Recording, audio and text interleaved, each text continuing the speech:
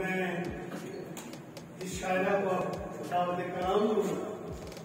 پہلی دفعہ وہ اسٹیج سے پڑھنے کے لیے تشریف لا رہی ہیں. محترمہ ربیہ نواز.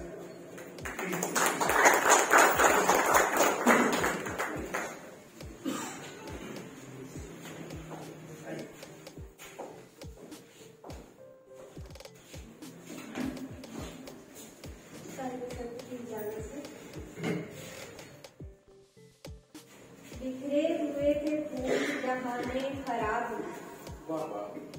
بکھرے ہوئے تھے پھول جہانے خراب، لیکن تم آ گئے ہو میرے انتہا.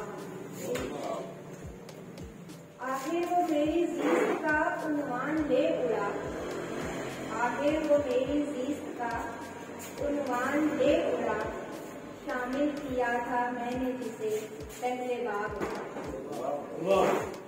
میں سوچتی ہوں دھوپ کی رنگت کو دیکھ کر، میں سوچتی ہوں دھوپ کی رنگت کو دیکھ کر، اس کا لہو رواں ہے رگے آفتاب، اس کا لہو رواں ہے رگے آفتاب. اے عصرے نو کے بادہ کشو کچھ سوچ کر پیو، اے عصرے نو کے بادہ کشو کچھ سوچ کر پیو، ساقی نے کچھ ملا نہ دیا ہو شراب،